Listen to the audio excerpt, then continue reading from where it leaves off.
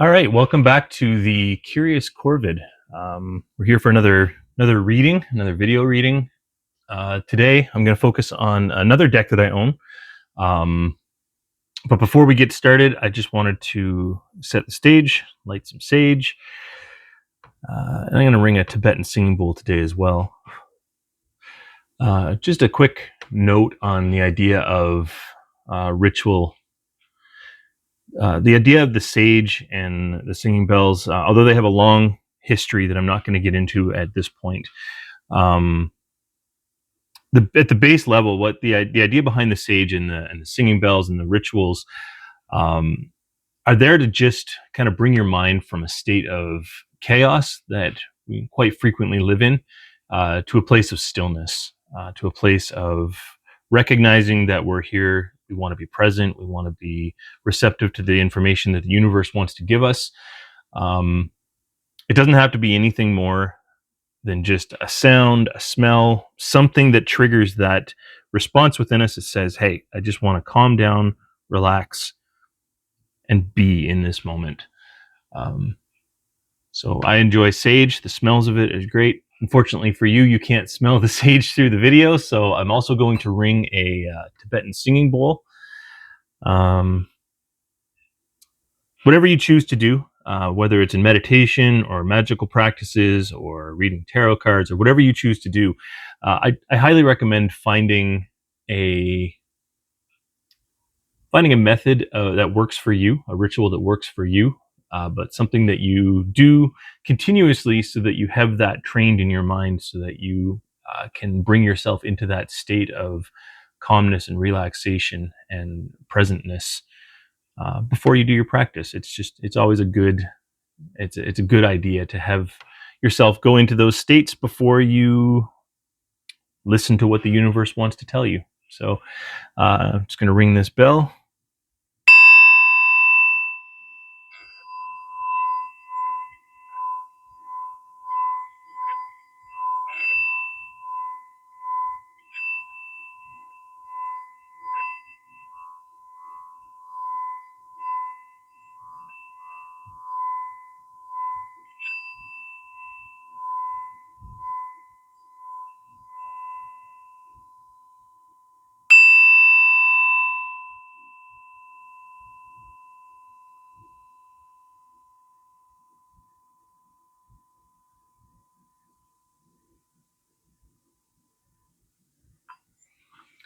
All right, so that being done, let's bring out the deck that I wanted to showcase today. The one that I want to showcase is the Earth and Bone Oracle. This is an oracle deck, much like the last one I showed in the last video. This is a really beautiful deck. I don't know how that translates on camera, but you can see there's some iridescence in the artwork. It's the same with the cards. This deck, as it says in the front, is the idea is to honor the concepts of rebirth and transformation. I like using this deck as a reminder. I would like to do it daily. I don't always do it, but it's like almost like a daily reminder of something to focus on that can help you get through life in a better state of mind. As with the other decks that I have, this one has a beautiful little booklet that tells you what each of the card means and what the universe is trying to tell you.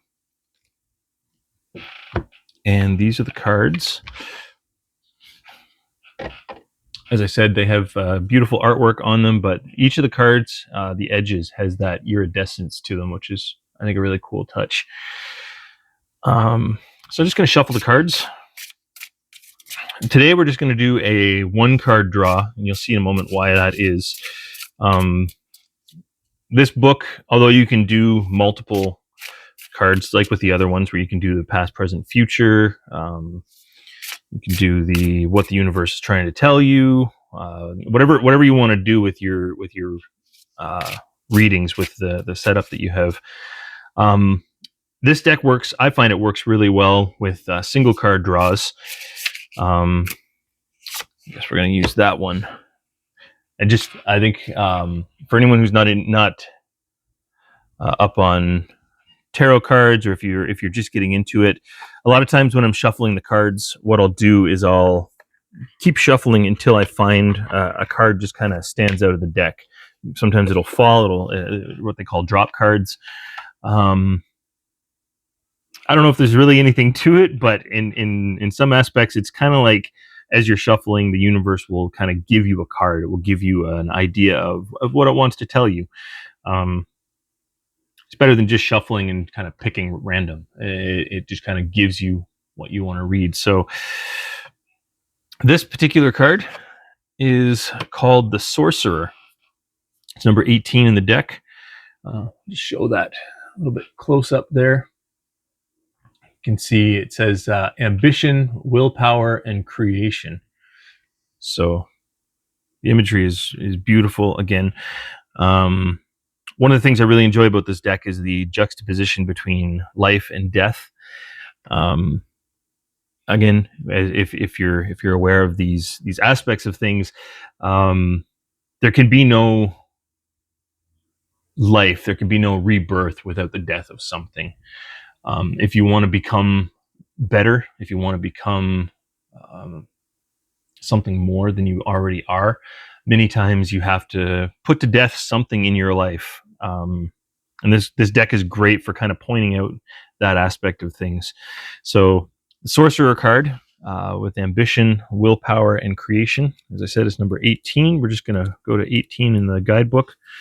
So this is why I like to do a single card draw with this particular deck. There's a lot to what it gives you, what you need to focus on, what you need to kind of think about. And then at the end of every card, it gives you an affirmation. And I find these are really good for like a daily affirmation, like a mantra that you can remind yourself throughout the day of what you need to be focusing on. So this card says, attraction is an inner process based on how you choose to think or react. Never operate from a deficiency or lack.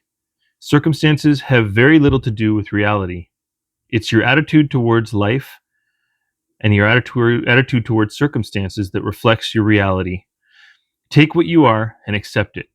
You are not deficient. You are unique. Be the kind of person that you choose to be. Everything that comes your way is an opportunity and a blessing.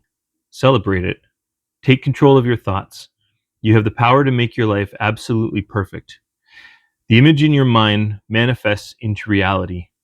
The key to having any desire is visualization. Believe it.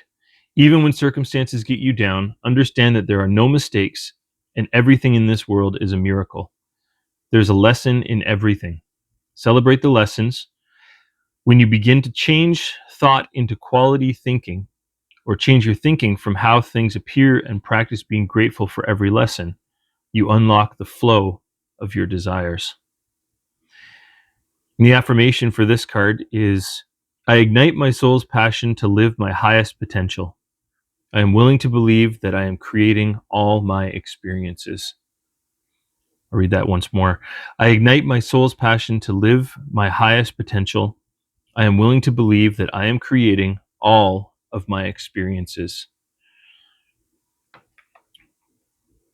One of the things that is sometimes a hard pill to swallow is recognizing that we are where we are, our circumstances, where we are in life, our financial situations, whatever it is.